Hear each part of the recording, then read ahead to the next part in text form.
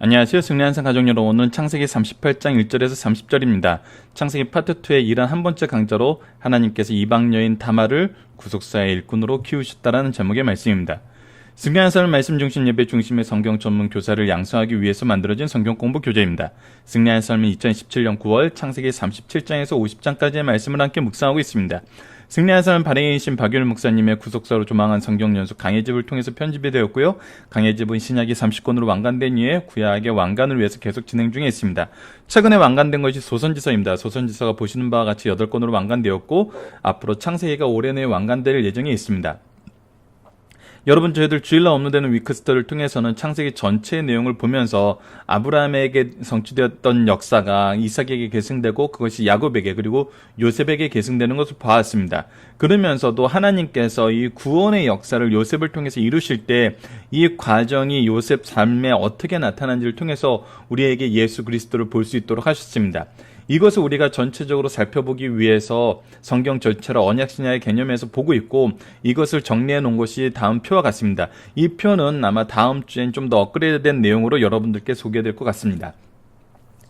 자, 이번 주에는 우리는 어떤 제목으로 하나님의 이번 주 말씀을 묵상하고 있냐면 하나님의 뜻은 어떻게 성취되는가라는 제목을 말씀을 묵상하고 있습니다.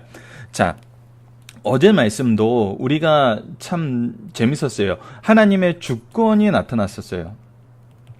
어제 말씀에서 하나님의 주권을 우리가 확인하였고 이 하나님의 주권은 우리가 생각하지 못한 곳에서 먼저 역사되고 있음을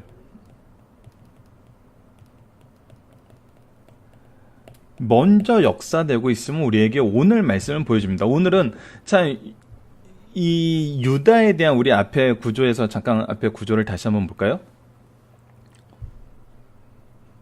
자, 앞에 구조에서 보면 막간이라고 표현된 이 두 부분에서 유다의 지도자됨을 우리에게 보여줍니다. 근데 유다의 지도자됨을 우리가 볼 때 우리가 무엇을 볼 수 있냐면 유다가 어떤 지도자로서의 역할과 이 사명을 감당할 수 있을 만큼 성장되는 것이 보여주는 것이 아니라 하나님께서 이 두 사건을 연결시켜서 어떻게 유다가 하나님의 쓰임의 중심에 오게 되는지, 그러니까 하나님의 역사를 보여줘요. 이 하나님의 역사에서 오늘 더 독특한 것은 유다와 유다의 아들들은 이 일에 주권적으로 하나님의 뜻을 성취하는 데 쓰임받지 못하고 있는데 이방 여인인 다말이 이 일에 쓰임받고 있다는 것입니다. 어떻게 보면 이것을 소망하고 있는 이 다말을 통해서 하나님께서 역사하신다는 거예요. 물론 이 방법이 우리가 인간적으로 볼 때나 도덕적으로 볼 때는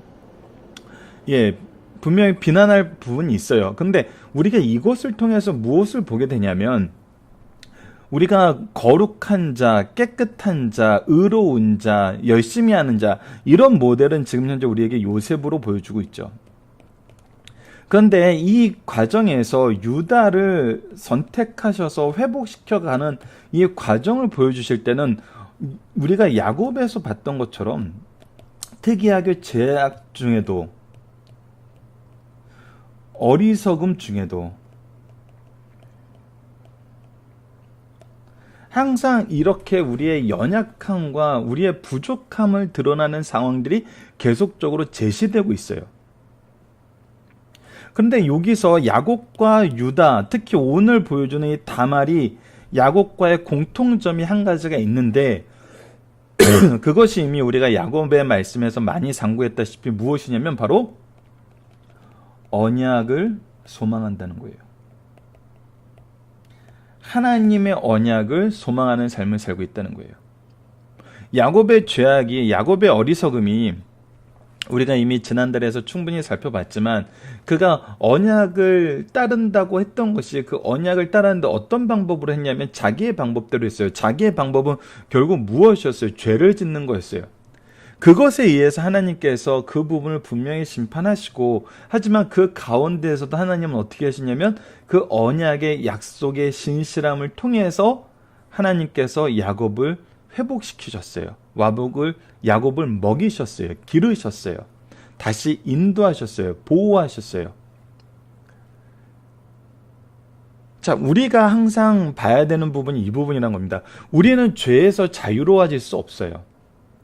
그래서 우리가 이 죄의 은혜, 우리가 죄에서 자유로워질 수 없다는 것은 이 죄의 무서움과 우리의 연약함을 동시에 얘기하면서도 하나님의 은혜가 더욱더 크게 드러나는데, 그것이 무엇이냐면 이러한 우리를 하나님께서 사랑하시고 우리를 회복시키시고 우리를 통해서 일하신다는 거예요.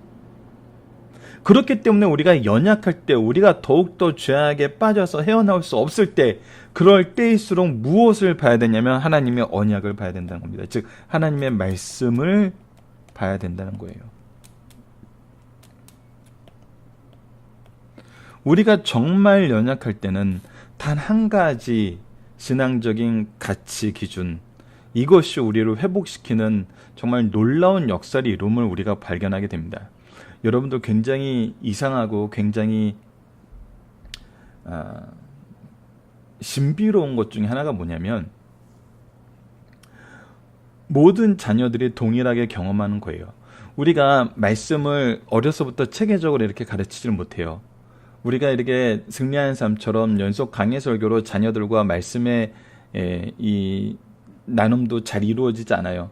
또 나도 때로는 이것을 잘 가르칠 수 있는 어떤 준비가 안 돼 있고, 정말 환경이 안 돼 있고, 정말 어리석은 가운데서 정말 힘들어지는 경우가 있어요.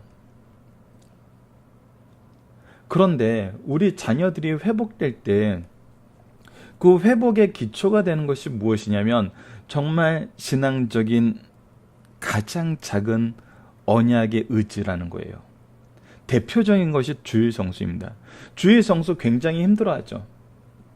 주일 성수에 대한 기준도 사람마다 제각각이에요. 어떤 사람은 그냥 주일날 하루 교회 가서 예배 참석하는 거, 그것을 주일 성수라고 하는 사람이 있는가 하면 새벽 예배부터 저녁 예배까지 풍성하게 교회 안에서 모든 삶의 교통을 다 함께하는 것이 주일 성수라고 하는 경우도 있어요.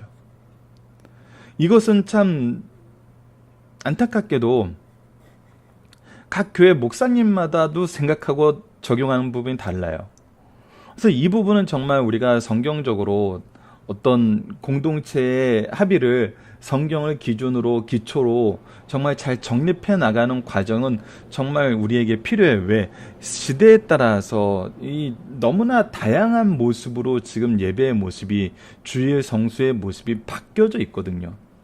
그래서 이것을 회복시켜 가는 것은 분명히 필요한데, 그 모든 것을 떠나서라도 우리가 주일을 성수해야 돼라는 이 한 가지 교육이, 그것이 말씀으로 잘 이해되고 잘 양육되고 잘 훈련되고 잘 경험되고 잘 계승되는 그 과정을 거치지 못하더라도,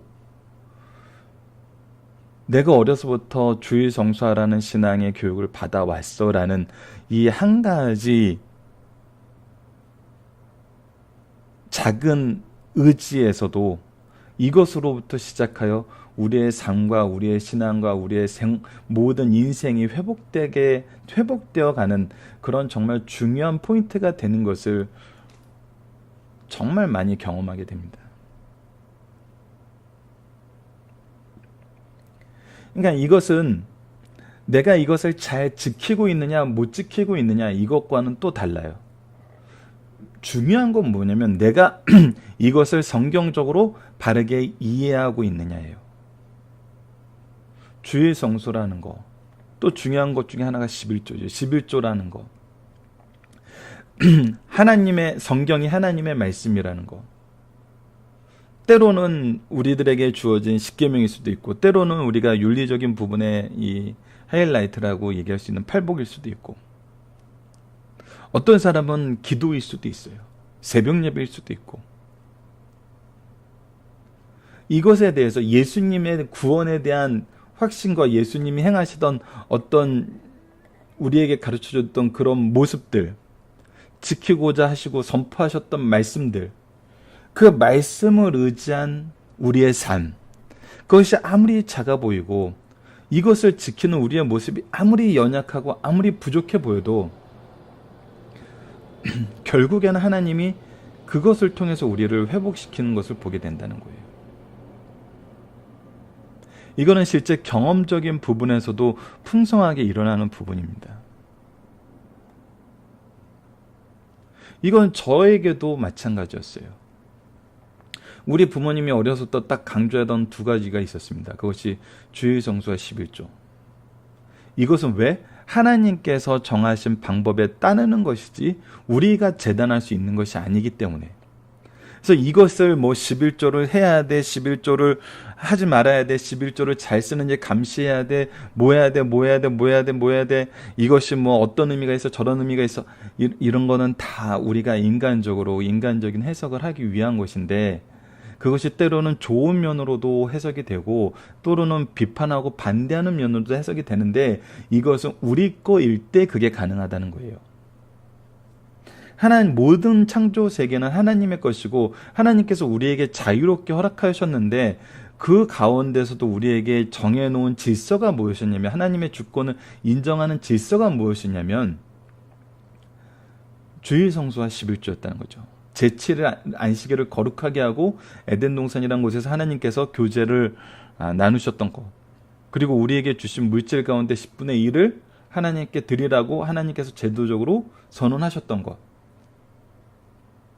이것은 하나님의 것이에요. 하나님이 세워놓으신 질서예요. 그래서 이것은 마치 우리가 정말 이것과 똑같아요. 우리가 부모님을 왜 공경해야 돼? 부모님께 왜 효도해야 돼? 그랬더니 막 이런 이유도 있고 저런 이유도 있고 저런 이유도 있고 저런 이유도 있어요. 막 좋은 이유 다 나열해요.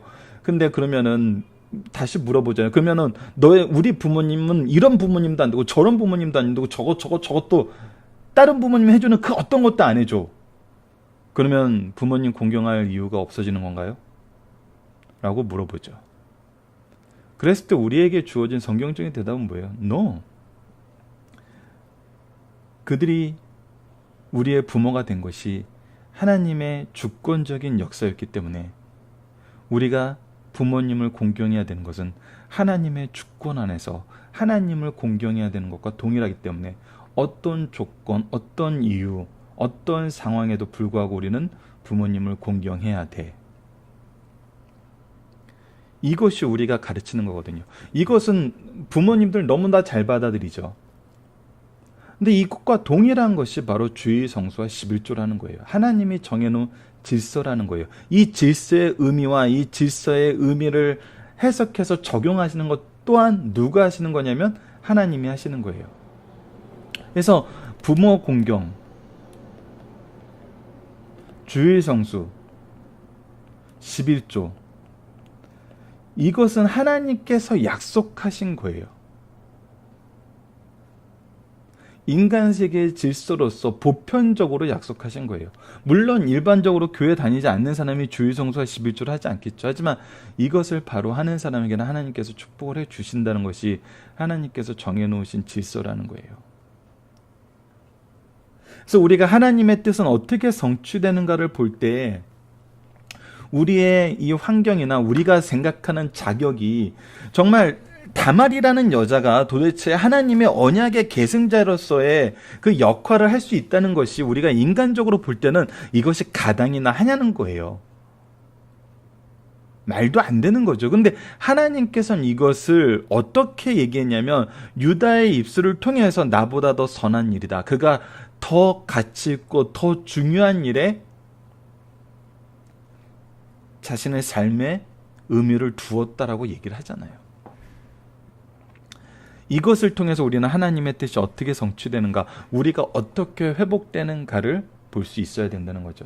자, 서론적인 말씀에 대한 설명이 길었는데 그 이유는 오늘 본문 말씀이 굉장히 길어서 여러분들과 충분히 이 구절을 나누기 좀 어려운 부분도 있고, 저희들이 계속 말씀드리다시피 창세기 37장에서 50장까지는 굉장히 긴 말씀인데, 이것을 저희들이 요셉의 역사로 묶어서 한 달에 끝내기로 했던 것이 이제 좀 이렇게 세분화돼서 살펴볼 수 있는 시간이 충분하지 않기 때문에 대략적인 먼저 신학적인 사상을 먼저 여러분들과 나눈 다음에 이 본문에 들어가 보도록 하겠습니다. 글씨가 굉장히 작기 때문에 여러분들 각자 성경을 펴시고 이 부분을 보시는 것을 이제 부탁드리겠습니다. 컴퓨터로 보실 때는 보일 수 있지만 스마트폰으로 보실 때는 이 부분을 충분히 나눌 수가 없어요. 그래서 여러분들 각자의 성경을 가지고 이 부분을 함께 보도록 하겠습니다. 자, 그 후에 유다가 자기 형제로부터 떠나 내려가서 아둘람 사람 하라와 가까이 하니라. 자, 이 굉장히 우리에게 주의를 주는 부분입니다.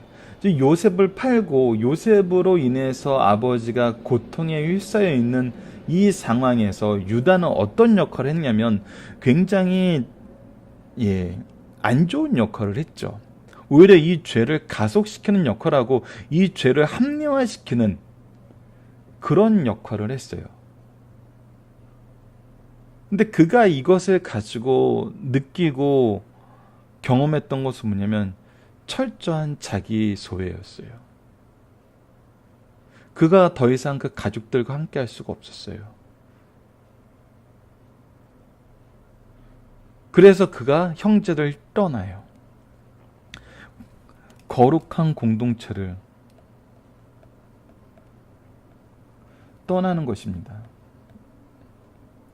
자, 이 거룩한 공동체라고 했을 때 정말 이 요셉의 가족이, 야곱의 가족이 거룩했느냐 안 거룩했느냐는 우리는 논외로 둬야 돼요. 왜냐하면 하나님께서 선택하신 가문이었기 때문에 우리가 거룩한 공동체라고 얘기할 수 있는 거예요.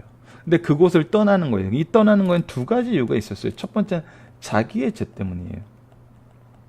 두 번째는 이 공동체 안에서의 어려움이었어요.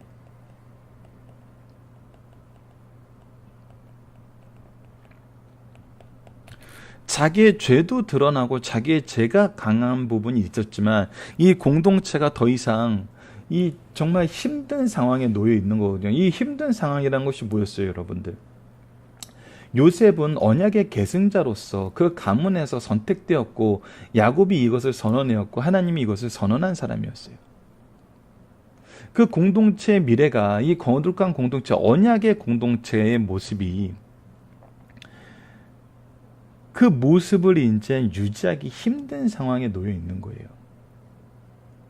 이 일에 자기가 동참을 했어요. 자기의 죄도 있어요. 하지만 이것이 단순히 자기의 문제뿐만 아니라 상황적인 모습으로, 환경적인 모습으로 자기를 둘러싼 내외적인 모습이 복합적으로 지금 그를 이 공동체에서 떠나게 만들었다는 거예요. 근데 여러분들, 이 공동체에서 떠났을 때 우리가 주의해야 되는 부분이 뭐냐면 그가 떠나서 어디로 갔겠냐는 거예요.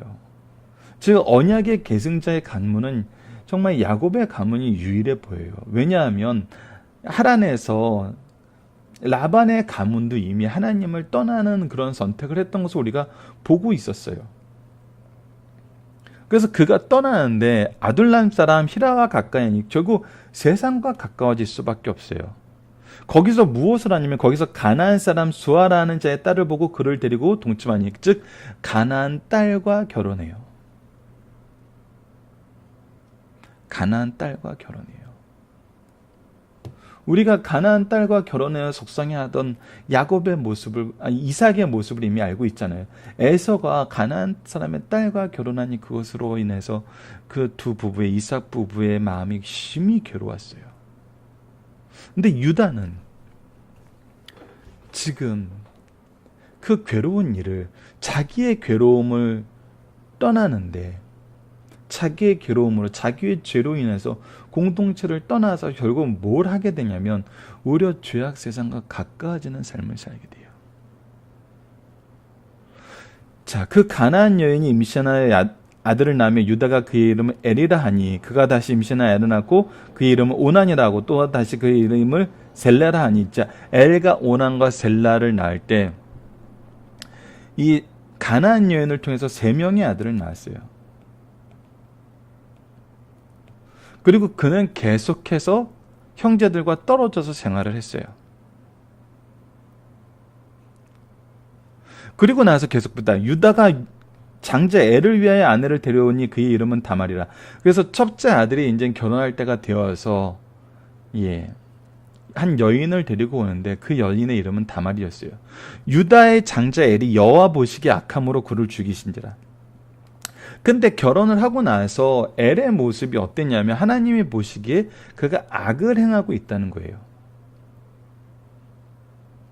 그 악에 대해서는 여러 가지 이제 추측이 있어요. 이 악이라고 표현한 것과 이 둘째 아들 오난의 모습을 통해서 어떻게 보면 이게 가문을 계승하기 위한 계승의 역할이나 여러 가지 면에서 그가 하나님이 보시기에 악을 행했다고 보는 경우도 있고, 아니면 실제로 지금 유다가 우리가 셈에서의 삶의 모습을 기억해 보면은 이 하나님의 공동체를 떠나서 세상과 혼합하여 샀을 때 굉장히 오히려 죄가 더욱더 만연해지고 오히려 믿는 사람들이 더 큰 죄를 질 수 있는 환경에 놓여 있음을 보게 돼요. 그래서 이런 식으로 이 엘이 하나님 앞에서 정말 용서받지 못할 죄를 해서 죽었다고 얘기하는 경우도 있어요. 어쨌거나 중요한 거는 그를 심판하신 분이 누구였냐면 하나님이셨고, 그 하나님의 심판 안에서 있을 만큼 큰 죄가 그의 가문에 있었다는 거예요. 근데 이거에 대해서 유다가 이제 어떠한 일을 후속 조치로 하냐면, 그래도 기업 잃을 것을 계속 생각을 하면서 오난에게 이르되 내 형수에게 들어가 남편의 아우된 본분을 행하여 너희 형을 위하여 씨가 있게 하라. 그가 큰아들의 가문이 이대로 끊기는 걸 원치 않고 그 당시에 전통에 따라서 자기 둘째 아들과 형수가 한자리에 함께하게 해서 거기서 낳은 아들을 장자의 이 기업을 이룰 자로 세우기로 했어요. 그런데 오난이 그 씨가 자기 것이 되지 않을 줄 알므로 형수에게 들어갔을 때 그 형에게 씨를 주지 않고 땅에 설정하며, 근데 이 전통을 둘째 아들 오난도 원치 않았어요. 자기의 이 기업물을, 이것은 여러분들 두 가지가 다 보여지고 있는 부분이에요. 첫 번째는 자기의 것이 되지 않는 거에 대한 이 반항과, 두 번째는 형에 대한 그 가문에 대한 그 형제에 대한 돌봄이 없는 이 두 가지가 다 드러나는 거거든요. 근데 그 일을 이 여호와 보시기 약함으로 여호와께서 그도 죽이십니다. 자, 지금 분명하게 나타난 건 무엇이냐면 다말이라는 여인의 모습과 다말이라는 여인의 모습, 왜 이러죠? 다말이라는 여인의 모습과 이 여인의 남편인 엘과 오난의 관계를 보면은, 우선 다말에게는 이 가문에서 드러나는 어떤 죄도 없어요. 근데 엘은 그의 범죄 때문에 하나님의 심판을 받았고, 오난은 이 기업물을 자를 잊지 못하는 것에 잊지 않으려고 하는 자신의 기준에 의해서 또 하나님께 심판을 받았어요. 자, 그렇다면 이 다말은 어떤 상태에 있냐면, 이 안에서 기업 물을 것을, 우선 오난을 그에게 들어가게 했을 때 그가 받아들였다는 것을 통해서 우리가 뭘 볼 수 있냐면, 그는 이곳에서 기업 물을 것을 기뻐하고 기대하고 있었던 삶으로 우리가 볼 수 있어요.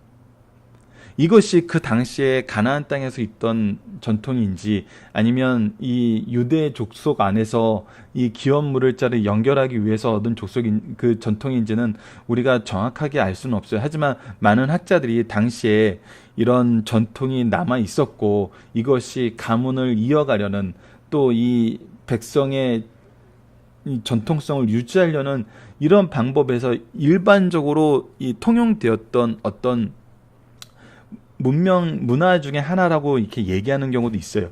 그러나 어쨌거나 우리가 이곳에서 이 본문 안에서 볼 수 있었던 것은, 분명하게 오난과 다말의 차이는 볼 수 있죠. 무엇을 한 거예요? 기업 물는 것에, 그리고 이 가문에서 자신이 기업 물을 자를 낳는 것이 그에게 가장 중요한 일이라는 것을 인정하고 있다는 것이죠. 근데 이것이 어떻게 이제 보여지고 어떻게 해석되는지 봅시다. 누구에 의해서? 유다에 의해서. 유다가 그의 며느리 다말에게 이르되 수절하고 내 아버지 집에 있어 내 아들 셀라가 장성하기를 기다리라 하니. 자, 보십시오. 여러분들, 우리가 룻기를 보면은 룻이 두 남편이 죽었을 때 어떻게 합니까? 그 집안의 아들들이 다 죽었을 때 여전히 그 집에 머물러 있거든요. 근데 유다가 그의 며느리 다말에게 수절하고 내 아버지 집에 있어 라고 얘기하는 것은, 그가 지금 이 다말에게 이 두 아들의 죽음의 책임을 정가시키고 있다는 것을 볼 수 있어요. 왜냐하면 그렇지 않다면 자기 장막에 계속 거하게 했었어야죠. 유다의 모습은 굉장히 교묘하면서도 참 이기적인 것을 볼 수 있습니다. 유다가 그의 며느리 다말에게 이르되 수절하고 너는 다른 사람하고는 결혼하면 안 돼. 근데 그 수절하게 하려면 자기 집안에 있게 해야죠. 근데 그를 내 아버지 집에 가라 그래요. 그리고 약속한 게 뭐냐면 내 셋째 아들이 장성하게 기다리라 하니, 근데 왜 이렇게 얘기하냐면 왜 이런 방법을 취했냐면 셀라도 그의 형들과 같이 죽을까 함이라. 그러니까 결국은 막내 아들 셀라에 대해서 셀라를 보호하려고 했던 이 모습에서 우리가 뭘 보냐면 이 모든 것의 책임을 누구에게 돌리고 있어요? 다말에게 돌리고 있음을 볼 수 있어요. 그런데 성경에서 분명히 앞부분에서 보여준 것이 뭐예요? 엘과 오나는 그들의 죄로 인해서 하나님의 심판을 받았다는 거예요.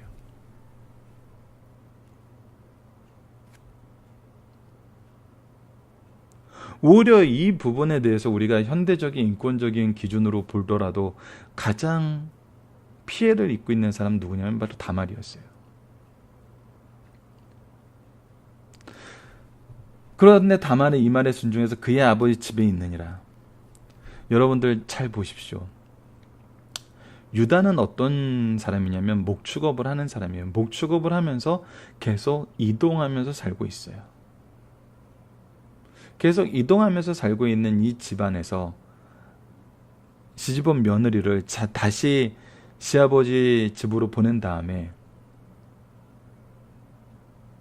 언제 올지 모르는 기약이 없이 계속 떨어져 있는 삶을 사는 거예요. 근데 이제 어떤 일이 생기냐면 얼마 후에 유다의 아내 수아의 딸이 죽은지라. 근데 유다가 결혼했던 이 가나안 여인이 죽게 됐어요. 유다가 위로를 받은 후에 그 친구 아둘람 사람 히라와 함께 딥나로 올라가서 자기 양털을 깎는 자에게 이르렀더니 어떤 사람이 다말에게 말하되 내 시아버지가 자기의 양털을 깎으려고 딥나에 올라왔다고 한지라. 이미 오랜 시간이 지나서 그가 사별을 하고 그것에 대해서 이제 이 위로를 얻기 위해서 이제 자기가 양털을 깎는 딥나 지역으로 올라왔는데 이때 그 얘기를 이제 다말이 들어요. 그가 그 가부의 의복을 벗고, 근데 그때까지 지금 다말은 어떤 삶을 살고 있었어요? 아버지 이 유다의 말을 지키는 삶을 살고 있었어요. 계속 가부의 옷을 입고 있었어요. 그러면서 무엇하기를 원했어요? 이 집안의 기업 물기를 소망하고 있었어요.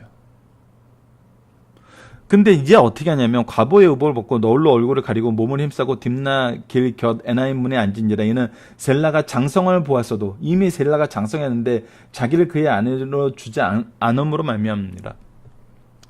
그러니까 이 유다의 지금 모습은 다말을 지금 이 두 아들의 죽음에 책임을 물을 뿐더러 아니라 자기의 언약도 지금 지키지 않기 위해서 지금 자기 수절하고 아버지 집으로 가 있으라 그런 거였거든요. 그래서 그가 얼굴을 가리고, 그렇으면 유다가 그를 창녀로 여겨 길 곁에서 그에게 나라 이르되 청컨대 나로 내게 들어가라 하니 그의 며느리인 줄 알지 못하였습니다. 그가 이르되 당신이 무엇을 주고 내게 들어오려 하니까. 유다가 이르되 내가 내 떼에서 염소 새끼를 주리라. 그가 이르되 당신이 그것을 줄 때까지 담범으로 주겠느냐. 유다가 이르되 무슨 담범을 내게 주라. 그가 이르되 당신의 도장과 그 끈과 당신 손에 있는 지팡이로 하라. 유다가 그것들을 그에게 주고 그에게 들어갔더니 그가 유다로 말미암아 임신하였더라.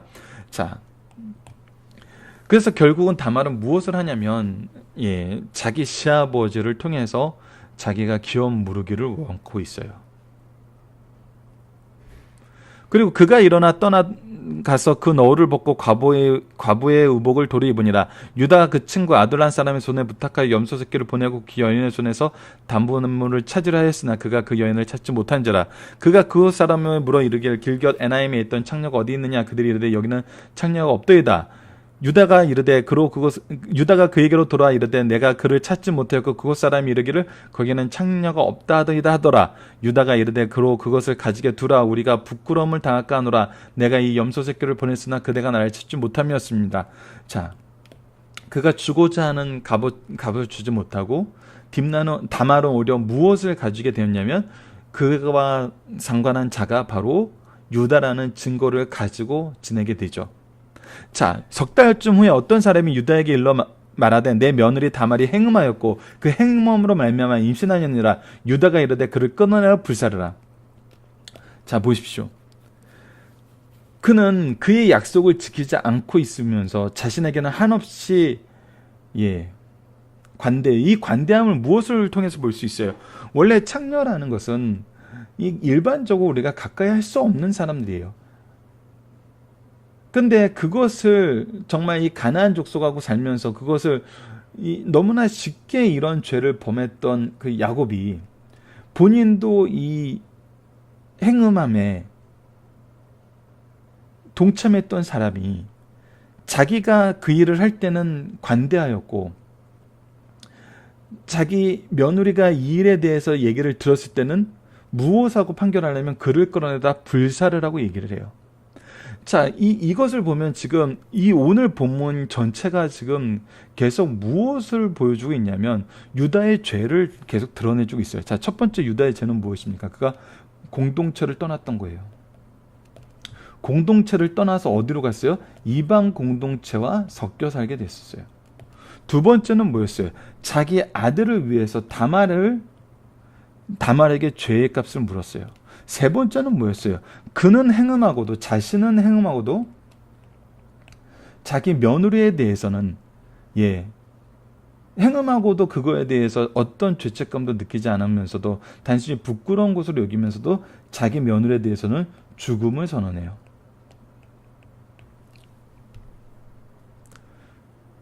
자, 이때 여인이 끌려갈 때 사람을 보내어 시아버니에게 이르되 이 물건 임자로 말미암아 임신하였다. 청하건대 보소서 이 도장과 그 끈과 지팡이가 누구의 것이니까 한지라. 유다가 그것들을 알아보고 이르되 그는 나보다 옳도다. 무엇을 얘기합니까? 그는 나보다 옳도다. 내가 그를 내 아들 셀라에게 주지 아니었습니다 하고 다시 그를 가까이 하지 아니하였더라. 자, 이 모든 것에 대해서 우리가 보게 되는 것은 뭐냐면 다말의 역할은 그 개인이 이 가문에 기어 물을 것을 원하는 거였는데 그 삶이 유다의 입술을 통해서 무엇을 드러내는 삶이 되어버렸냐면 유다의 죄를 인정하고 이것을 의지한 그를 자기가 심판할 수 없음을 인정하게 되었어요.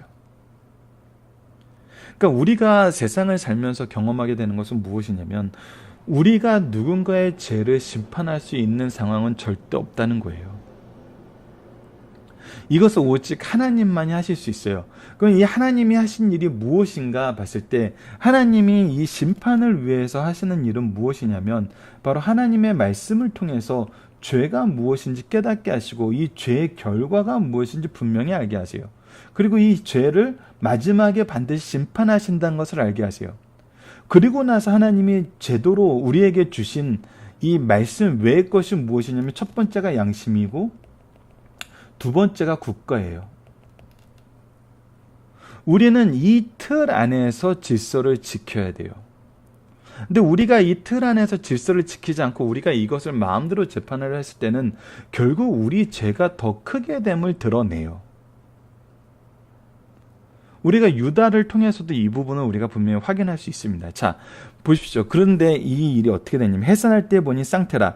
해산할 때 손이 나온지라 산파가 이르되 이름 먼저 나온 자라 하고 홍색 실을 가다 손에 메었더니 그 손을 도로 들이니 그의 아우가 나온지라. 산파가 이르되 내가 어찌하여 터뜨리고 나오느냐 하였으므로 그 이름을 베레스라 불렀고 그의 형 손이 홍색 실에 있는 자가 나오니 그의 이름을 세라라 불렀더라.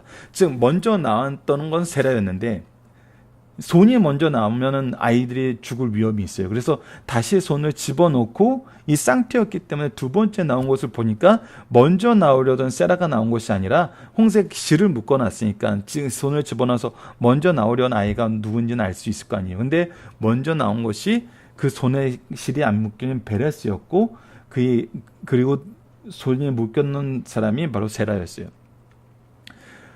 그런데 우리가 이제 이 말씀을 보면은 이것으로 끝나는데 우리가 이 말씀 이후에 나타나는 모습을 보면은 무엇을 보게 되냐면 이 베레스가 바로 누가 되냐면 이게 다윗의 조상이 돼요. 즉 예수님의 조상이 되는 거죠. 분명히 너무나 놀라운 건 뭐냐면 여러분들, 유다에게는 가나안 여인에게서 난 셀라가 아직 남아 있었어요. 근데 셀라를 통해서 유다 가문을 유지시키고 그 가문을 번영하게 하시는 것이 아니라 이 이방 여인, 우리가 인간적으로 봤을 때는 절대 해서는 안 된 이 일을 행한 이 다말이라는 여인을 통해서 하나님께서는 그 뜻을 이루어 나가세요. 여러분, 이 부분은 박열 목사님 강의 집에서도 굉장히 자주 소개되는 내용이에요. 왜냐하면 우리가 마태복음을 볼 때도 이미 봤지만 마태복음에 나타났던 그 여인들 중에 3명의 이방 여인이 기록이 되어 있어요. 그들이 누가 되냐면 바로 예수님의 계보를 이어가는 구속사에 쓰임받는 여인들로 기록이 돼요. 그것을 통해서 우리가 항상 무엇을 보느냐? 하나님께서 그 구속사를 이루시는데 어떠한 자격도 하나님이 쓰시면 가능하다는 걸 보여줘요. 그리고 그들의 비천함이, 그들의 삶이 그들의 역할을 결정짓는 것이 아니라 그들이 소망했던 그 소망이 하나님 앞에서 의롭게 받아들여졌다는 것을 우리에게 보여줘요. 그래서 죄악 중에서도 우리가 바라봐야 되는 것이 무엇인지 분명히 보게 하잖아요. 다말은 무엇을 바라봤어요? 바로 이 유다의 가문을 계승하는 아이를 갖는 것을 자신의 삶의 의미로 두었어요.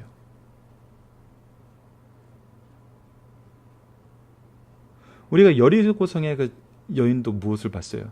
그가 하나님을 신뢰하고 하나님의 심판을 두려워하면서 그 공동체에 들어가는 것을 원했어요. 룻은 더할 나위 없었죠. 하나님, 어머니의 하나님이 나의 하나님이 되고 어머니의 백성이 나의 백성이 되고 이 모든 것을 하나님께서 심판하여 주시기를, 자기가 죽는 일 외에 이 공동체를 떠나면 하나님께서 심판하여 주시기를 말할 정도로 강하게 하나님의 주권과 하나님의 언약을 의지하는 삶을 살았어요. 이것이 바로 우리의 회복의 키임을 우리에게 가르쳐주는 겁니다. 여러분은 이것을 이렇게 죄를 지어서라도 우리가 잘하면 돼, 이렇게 해석하시면 정말 잘못 해석하는 거예요. 우리가 목적을 위해서는 어떤 것도 다 용납이 돼. 그것이 아니에요, 여러분들. 우리가 죄악 속에서, 우리의 연약함 속에서 무엇이 우리에게 소망이 되고 회복이 되고 승리가 되냐면 바로 하나님의 뜻을 따르는, 하나님의 말씀을 따르는, 하나님의 질서와 가치를 따르는 것을 소망하고 인정하는 것을 통해서 하나님이 회복시키준다는 것을 우리가 봐야 됩니다. 자, 본문 묵상하기를 보도록 하겠습니다. 유다는 누구와 가까워지면 누구와 결혼했나? 예, 이방 사람 히라와 가까워졌고 가나안 여인과 결혼하게 됩니다. 다말은 누구이며 어떤 일을 당하게 됐냐? 예, 유다가 자기 장자 엘을 위해서 데려온 여인이었어요. 그 지역 여인이죠. 근데 유다는 어떤 일을 당하게 되면 엘은 여호와 보시기에 악을 행함으로 심판받고 그의 동생 오나는 그 기업 물을 것을 거부함으로 심판을 받았어요. 즉 이 두 아들은 하나님 앞에 심판을 받았어요. 근데 예, 유다는 이 일에 대해서 어떻게 생각해요? 예, 그 딸에게, 그 다말에게, 며느리에게 책임을 전가하죠. 다말은 무엇을 위해서 어떤 일을 하였나요? 그가 이 일에 대해서 자신이 그 가문으로 다시 돌아가는 방법으로 무엇을 선택했냐면 자기 시아버지를 유혹하는 것으로 선택을 했어요. 그리고 나서 이 일이 이루어지자 그는 유다로 인해서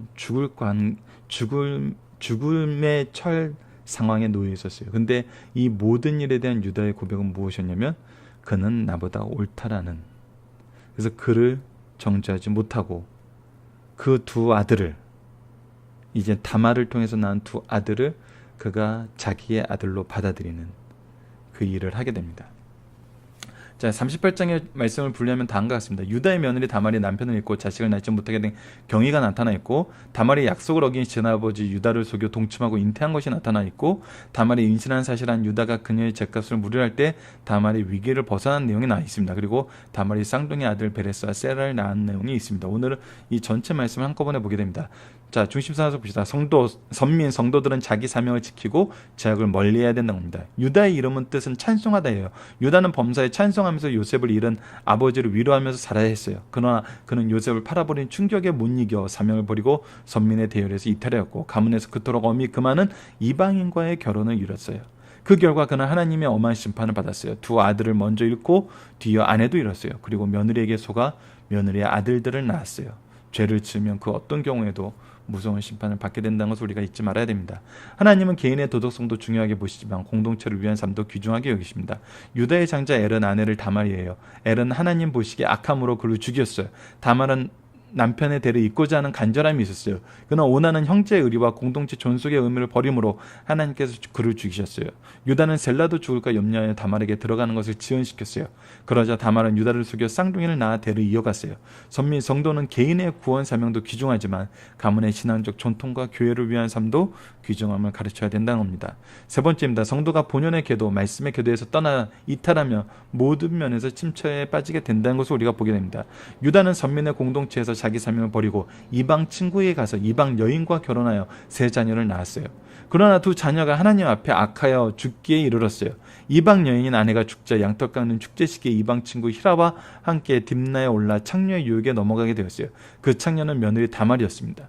다말이 변장하여 유혹하였고 그는 며느리와 관계하여 아들을 낳았어요. 유다는 극도로 침체의 늪에 빠졌으나 하나님께서는 그를 통해 구원의 역사를 이어가신다는 것을 우리가 후반부에서 함께 다시 살펴보게 됩니다. 유혹에 넘어간 유다와 유혹을 이긴 요셉을 보고 정결한 성도가 되자. 자, 오늘 본문 말씀은 우리가 이번 주에 묵상하게 되는 요셉의 부분과 또 분명히 구분이 돼요. 비교가 돼요. 유다는 다말이라는 한 여인의 말 먹고 유혹할 때 너무나 쉽게 넘어가 범죄하고 말았어요. 그러나 요셉은 보디발의 아내가 날마다 집요하게 유혹하여도 내가 어찌 이 큰 악을 행하여 하나님께 죄를 지으리까 하면서 죄악의 유혹을 이겨냈어요. 성령께서 38장 39장에서 두 사람의 삶을 대조시키면서 성도는 정결한 삶을 살 것을 요구하고 있어요. 자, 다섯 번째입니다. 나에게는 관대하고 남에게 인색한 성도가 되지 말자는 거예요. 유다는 염소 새끼 한 마리를 주기로 약속하고 성을 매매하였어요. 외상을 갚을 길이 없자 부끄러움 창피를 당하겠다 하면서 가볍게 넘어갔어요. 그러나 자기 며느리가 임신했다는 소문을 듣고 그를 끌어내어 불사르라고 했어요. 그러나 그를 임신시킨 자가 자기임을 알고 그는 나보다 옳도라고 고백하였어요. 성도는 자기에게 엄하고 타인에게 관대할 것을 보여주시는 말씀이에요. 마지막 여섯 번째입니다. 하나님의 역사는 인간이 보기에는 중심축이 무너져도 다말 같은 변방의 여인을 통해서 역사하신다고 합니다. 아브라함과 이삭과 야곱까지 구속의 역사가 이어져 왔어요. 야곱 때에 쓸만한 아들은 요셉은 죽었고 유다는 가출하였어요. 야곱의 입장에서는 절망적이었어요. 그러나 요셉은 애굽에서 살아 하나님 앞에 크게 성장하고 있고 다말이 가나안 땅 아둘람과 딥나에게서 하나님의 역사를 적극적으로 계승하고 있어요. 유다가의 역사인 창세기 38장은 다말이 유다에게서 베레스와 세라를 낳음으로 끝내지만 베레스의 계보는 이어라니라고 시작하여 다윗을 낳았더라라고 하여 창세기 38장에서 6기로 연결시켜줍니다. 여러분 살펴보기 정답 카페를 통해서 확인해 주시는데 이 1번 부분 살펴보기 정답 부분 여러분들께 꼭 확인해 주시길 부탁드리겠습니다. 이 부분을 통해서 유다의 상황과 삶이 37장에서 어떻게 연속적으로 38장에 소개되고 있고 이것이 39장의 말씀과 어떻게 비교되면서 또 앞으로 유다의 말씀은 유다에 대한 부분을 우리가 48장에서 보게 되나요?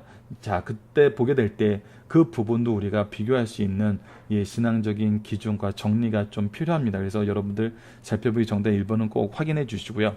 자, 적용합니다. 우리는 어떠한 이유로 믿음의 공동체를 떠나게 됩니까? 혹 내가 누군가의 믿음의 공동체를 떠나게 만든 이유가 되는 경우는 없습니까? 이런 일이 있을 때 우리가 바라봐야 할 것은 무엇입니까? 여러분들 공동체를 떠나게 되는 많은 이유들이 있습니다. 슬프지만 이런 일이 다가오게 돼요. 그런데 공동체를 떠나게 되는데 하나님이 떠나게 하시는 경우는 없어요. 그 하나님이 떠나게 하시는 공동체를 떠나게 하실 때에는 대부분이 새로운 사명을 가지고 해요. 바나바와 바울을 파견한 안디옥 교회처럼 하나님께서 그들을 통해서 새로운 사명과 새로운 하나님의 역사를 이루게 하실 때는 떠나게 되죠. 그런데 하나님의 부르심과 하나님의 방법이 아닌 대부분의 경우는 사람의 죄 때문이에요. 지금 오늘 우리가 유다의 모습을 보는 것도 그가 저지른 죄, 그 죄에 일어난 결과였어요. 이것이 나의 죄든 다른 사람의 죄든 혹은 상호적인 것이든 이런 일이 있을 때는 가장 먼저 유다에게 있어야 됐던 것은 회개였어요. 그러나 이 회개에 대한 기록이 없어요. 아버지를 위로하려 했지만 아버지가 위로를 받아들이지 못한 것도 거기서 끝나요, 기록이. 두 번째는 언약을 의지했어야 됐어요.